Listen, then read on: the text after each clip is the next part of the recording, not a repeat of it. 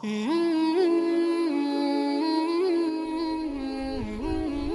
saat itu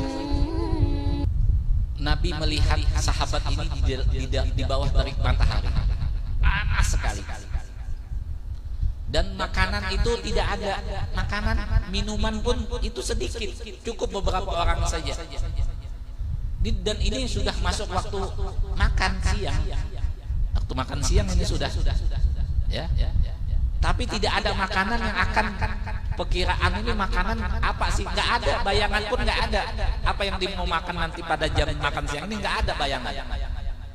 Maka ada seorang sahabat datang kepada Nabi membisikkan, ya Rasulullah, aku undang engkau Rasulullah untuk makan di rumahku. Karena sahabat ini melihat Rasulullah ini kecapean dan kelaparan. Kata sahabat ini, Rasulullah, diam-diam aja saya undang kesampaian saja, penjenengan seorang, nggak ada yang lain, cuma satu kambing aja cukup untuk kita aja. Apa ya Rasulullah? Rasulullah mendengar itu langsung teriak, wahai sahabatku, ayo kita makan. Semua sahabat yang ada di sini, ayo kita makan di rumahnya sahabat. Disebut nama sahabat itu. Di situ kaget yang ngundang ini.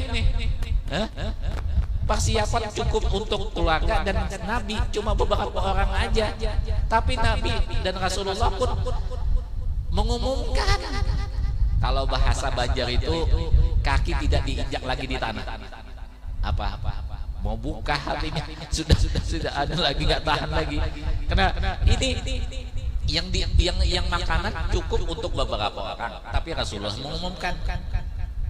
Maka sahabat pun melepas alat-alat ini, datang kepada rumah sahabat, karena rumahnya sahabat ini kecil, ya. Waktu itu Rasulullah belum datang, dipotong. Sahabat yang tadi yang mengundang tadi memotong kambing, ya, memotong kambing, dan dilihat sama anak kecil. Jadi ibu-ibu, bapak-bapak, kalau ada anak kecil itu jangan sampai kita melihatkan pemotongan itu. Kenapa? Nanti dia akan mengikutin. Nah, waktu ini sahabat ini memotong kambing ini, dilihat sama dua anak ini. Anak beliau kan ada dua, masih kecil. Maka dilihat.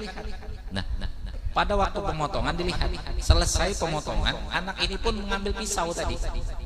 Dia yang saudaranya satunya berbaring, yang satunya mengambil pisau, dipotong leher, meninggal. Yang satu ketakutan melihat saudaranya ini berlumuran darah, ketakutan lari, terjedok apa namanya, dinding atau apa tiang, meninggal. Dua orang meninggal. Tapi sudah tahu ini, katanya suami ini Mimi, ya, atau yang ya, kalau Habib Basit manggil apa? Ya, bibah, ya kan? Ipah, ya kan? Nah, yang tutup. Kita tutup ini dengan kain. Kita tutup dengan kain supaya Rasulullah nggak tahu kita ini mendapat musibah. Ini kita sedang menjamu Rasulullah, kita lihatkan kebahagiaan. Kita lihatkan kebahagiaan. Maka Nabi pun datang, sahabat ini tersenyum senang, ya ahlan wa sahlan, ayo masuk, ya sudah siap ini makanan, ya. Maka Rasulullah pun mengatakan kepada sahabat, ayo gantian. Maka Rasulullah dengan tangan beliau mengambil makanan. Rasulullah sendiri yang menguahkan, yang mengambil makanan. Makan kenyang, makan kenyang, makan kenyang. Semuanya sahabat yang tadi bekerja di Khandaq tadi, yang menggali tadi, itu semuanya makan. Maka kata Rasulullah, tinggal kita lagi. Ayo panggil anakmu. Ya kan? Rasulullah ini kan tahu bahwa anaknya ini, sebenarnya Rasulullah tahu bahwa anaknya ini dapat musibah. Ayo panggil anakmu. Apa yang dijawab oleh sahabat ini? Ya Rasulullah, mohon maaf, anakku yang dua-duanya itu meninggal dunia barusan jadi. Tahu-taunya apa? Belum sampai kalimat ayahnya ini keluar habis, itu anaknya itu terdengar suara ketawa ketiwi, bercanda di dalam, hidup kembali.